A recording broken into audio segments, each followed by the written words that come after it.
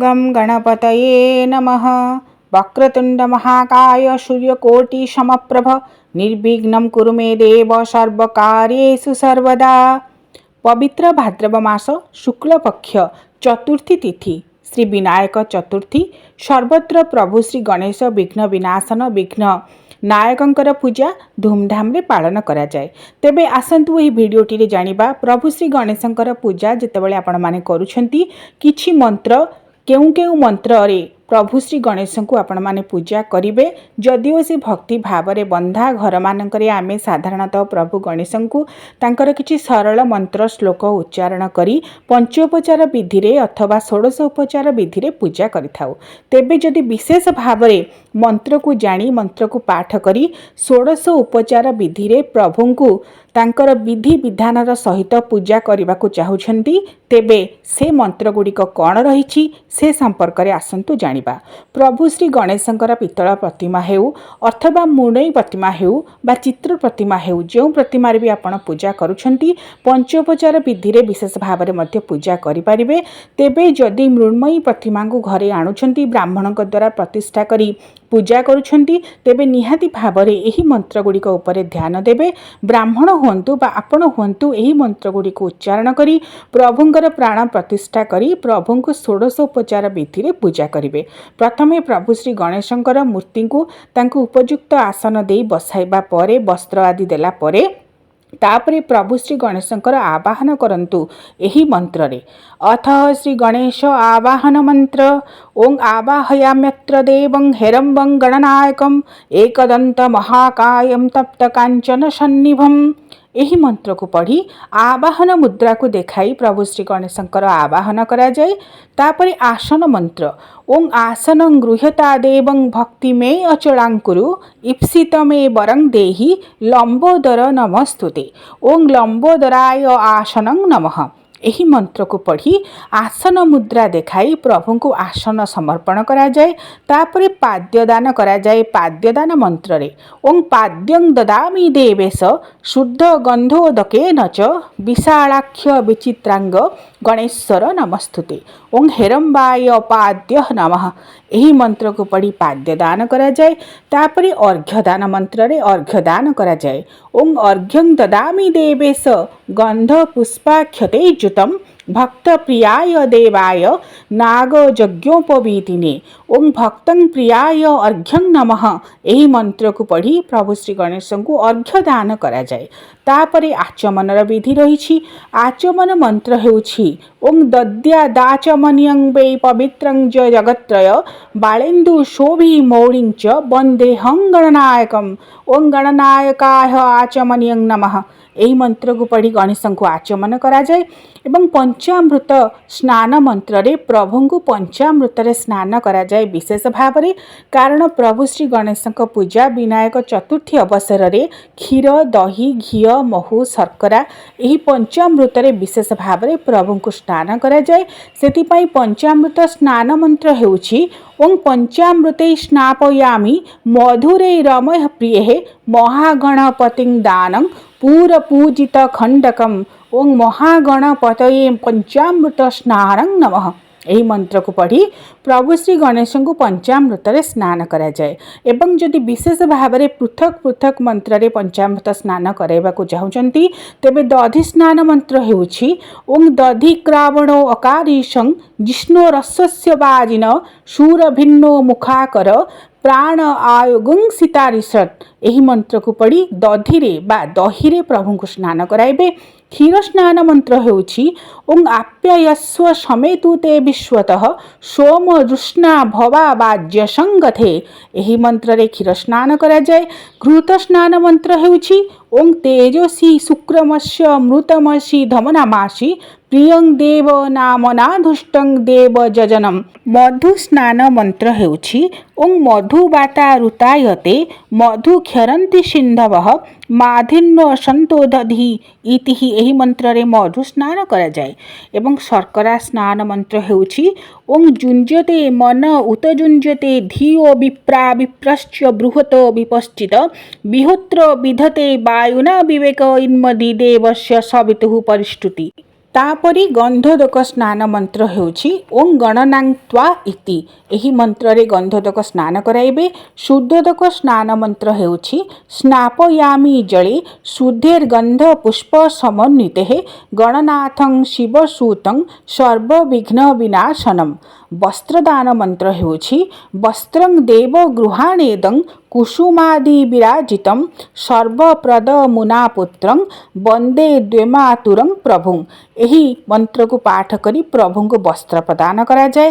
ତାପରେ ପଇତା ମନ୍ତ୍ର ବା ଯଜ୍ଞୋପବୀତ ମନ୍ତ୍ର ହେଉଛି ଯଜ୍ଞୋପବୀତ ମାଧତ ଗଜ ବକ୍ତ୍ରା ସୁରୋତ୍ତମ ତ୍ରାହି ମାଂ କୃପୟା ଦେବ ବିଘ୍ନେଶ୍ୱର ନମସ୍ତୁତେ ଓଂ ଗଜ ବକ୍ତ୍ରାୟ ଯଜ୍ଞୋପବୀତଂ ନମଃ।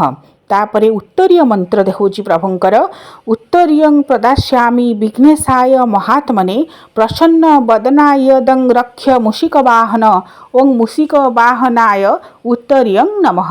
तापरे आभूषण प्रदान मंत्र हेउछि भूषणानि प्रयच्छामि संगृहाण विनायक प्रपद्ये शरणं भद्र भद्रदायिन्न नमस्तुते ओं विनायकाय भूषणं नमः। एवं प्रभुंकर चंदन दान मंत्र हेउछि जो मंत्र पढ़ी आपण प्रभुंको चंदन प्रदान करिवे ओं चंदनं शीतलं दिव्यं मलयाचल संभवं गणाध्यक्ष नमस्तेस्तु मयि दृष्टिं निवेशय ओं गणाध्यक्षाय गंधं नमः।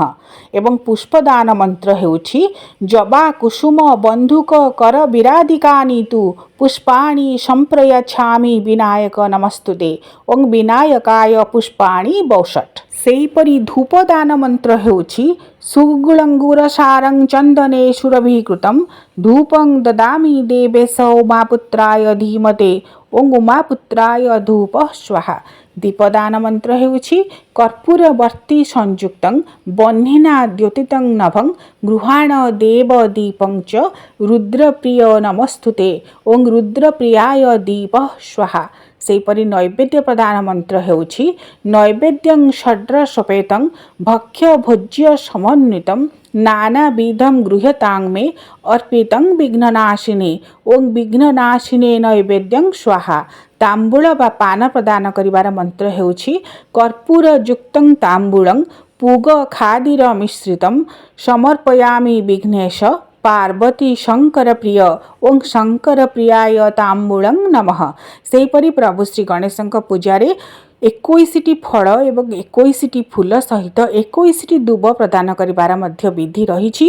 ଯେତେବେଳେ 21ଟି ଫଳ ପ୍ରଦାନ କରିବେ ସେହି ମନ୍ତ୍ର ହେଉଛି ଓಂ ବିନାୟକ ନମସ୍ତେସ୍ତୁ ଉମାଗର୍ଭ ସମୁଦ୍ଭବ एकविंश ଫଳଂ ଚୈବ ଗୃହାଣ ଶୂର ଉତ୍ତମ ଓಂ ଉମାପୁତ୍ର ବିନାୟକାୟ एकविंशं ଫଳଂ ସ୍ୱାହା। एकविंश पुष्प प्रदान कला बेले यही मंत्र को पढ़िबे सुगंधानि सुपुष्पाणि मल्लिकादीनि वै प्रभो मया हृतानि पुण्यानि प्रतिगृह्य विनायक ओं विनायकाय एकविंशं पुष्पं स्वाहा। सेहीपरि प्रदक्षिण मंत्र हेउछि ओं विश्वात्मने विश्वकर्ते विघ्नेशाय विपश्चते विघ्नछिद्दे विश्वभर्ते विपद विद्यापते नमः। एवं प्रभुंकर नमस्कार मंत्र हेउछि ओं जं ब्रह्म वेदांत विदो वदन्ति परं प्रधानं पुरुषं तथान्ये विश्वोद्गतेः कारणमीश्वरं वा तस्मै नमो विघ्न विनाशनाय। गणाधीप नमस्तेस्तु उमापुत्रघनाशन विनायकेशपुत्रेति सर्वसिद्धि प्रदेति च एकदन्ते भवक्तेति तथा मूषिकवाहन कुमार गुरवे तुभ्यमित्युचार्य प्रपूजयेत्। एही मंत्र को पढ़ी मध्य प्रभु को तंडुल बा चाउल सहित दुब प्रदान करा जाए।